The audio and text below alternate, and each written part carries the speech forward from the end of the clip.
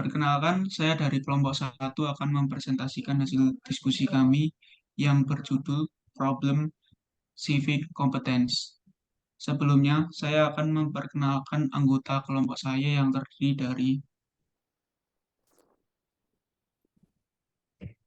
Faris Andi Muhammad, Irangga Bagus Armadani, Rocky Reandino Kutirai, Zahra Jemima Zahabia Rahmadani, Yeputra Perdana, dan Mukti Cahyo Pamungkas.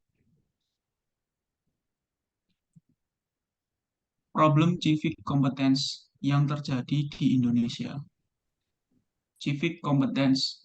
Civic competence terdiri dari tiga kategori utama, yaitu civic disposition, sikap kewarganegaraan, civic knowledge, pengetahuan kewarganegaraan, dan civic skills, keterampilan kewarganegaraan. Civic disposition. Civic disposition mencakup sikap, nilai, dan keyakinan yang mendorong individu untuk menjadi warga negara yang aktif dan bertanggung jawab, yang melibatkan kesadaran akan hak dan kewajiban sebagai warga negara, serta kemauan untuk berpartisipasi dalam kehidupan sosial dan politik. Contoh civic disposition. 1. Sikap tidak menghargai keberagaman. Ketika masyarakat tidak menghargai perbedaan, maka akan meningkatkan risiko konflik sosial, mulai dari antar suku, ras, hingga antar agama. Kondisi ini tentunya akan menyebabkan situasi yang tidak kondusif di tengah masyarakat. Dampak negatif dari keberagamaan masyarakat Indonesia adalah muncul sikap fanatisme yang berlebihan. Sikap fanatisme ini mengacu pada keyakinan yang berlebihan terhadap keyakinan sendiri dan menganggap keyakinan orang lain adalah hal yang salah. Yang kedua, sikap tidak menunjukkan persatuan dan kesatuan. Terjadinya perpecahan dalam masyarakat jika warga masyarakat tidak menerapkan sikap persatuan dan kesatuan. Lingkungan masyarakat akan menjadi rusuh, mencekam, serta penuh huru-hara jika terjadi konflik dalam masyarakat. Tidak adanya persatuan dan kesatuan dalam kehidupan masyarakat juga bisa berdampak pada melemahnya pertahanan. Ketika rakyat tidak lagi bersatu, maka perbedaan pendapat akan terus terjadi hingga mementingkan konflik antar rakyat. Hal ini menyebabkan serangan dari luar akan mudah masuk. Civic knowledge. Civic knowledge mencakup pemahaman tentang sistem pemerintah, proses demokrasi, hak dan kewajiban warga negara, serta isu-isu sosial dan politik yang relevan. Pengetahuan ini memungkinkan individu untuk mengambil keputusan yang informasional dan berpartisipasi secara efektif dalam kehidupan masyarakat.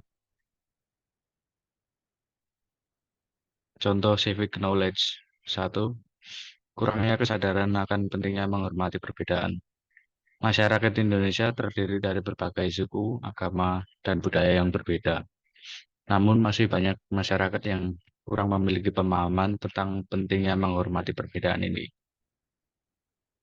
Sebagian dari masyarakat Indonesia tidak memiliki kesadaran tentang pentingnya toleransi, penghargaan terhadap kebebasan beragama, atau perlindungan terhadap hak-hak minoritas. Kurangnya kesadaran ini dapat menyebabkan terjadinya diskriminasi, konflik sosial, dan ketidakharmonisan antar kelompok masyarakat.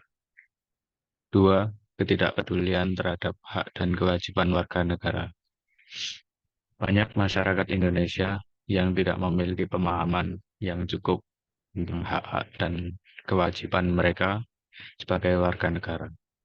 Mereka mungkin tidak tahu bahwa mereka memiliki hak untuk mendapatkan layanan publik yang baik, seperti pendidikan dan kesehatan, atau bahwa mereka memiliki kewajiban untuk membayar pajak dan mematuhi hukum. Ketidakpedulian terhadap hak dan kewajiban dapat menyebabkan kurangnya partisipasi dalam proses demokrasi, serta menghambat pembangunan sosial dan ekonomi yang berkelanjutan bagi bangsa Indonesia. Yang terakhir, civic skill. Civic skill mencakup keterampilan yang diperlukan untuk berpartisipasi aktif dalam kehidupan sosial dan politik. Ini termasuk kemampuan untuk berkomunikasi dengan baik, bekerja sama dengan orang lain, memahami perspektif yang berbeda, berdebat secara konstruktif, dan bernegosiasi dengan pihak berwenang. Contoh dari civic skills. Yang pertama, IQ masyarakat Indonesia yang rata-rata rendah. Hal ini disebabkan oleh kurang gizi, sistem pendidikan yang rendah, malas membaca, anggapan bahwa pendidikan tinggi masih tidak terlalu penting, atau hanya menghamburkan uang. Yang kedua, masyarakat Indonesia yang kurang bisa berpikir secara kritis. Masyarakat Indonesia lebih percaya hoax tanpa memastikan kebenaran dari hal tersebut. Masyarakat Indonesia lebih sering ikut-ikutan dalam mengemukakan pendapat. Masyarakat Indonesia yang cenderung masih tertutup pola pikirnya. Yang ketiga, malas atau tidak disiplin. Masyarakat Indonesia yang cenderung menganggap mudah atau meremehkan suatu pekerjaan, sering menunda atau ngaret, sering menyerempet antrean atau tidak sabar dalam mengantre. Kesimpulan dari memiliki sifat civic kompeten bukan hanya penting untuk individu, tetapi juga untuk masyarakat dan demokrasi secara keseluruhan. Kemampuan untuk berpartisipasi aktif dalam kehidupan politik dan sosial dapat membawa dampak positif yang signifikan dalam pembangunan masyarakat yang lebih adil dan berkelanjutan. Sekian dari kelompok kami. Maaf apabila ada salah kata, mohon dimaafkan. Terima kasih. Wassalamualaikum warahmatullahi wabarakatuh.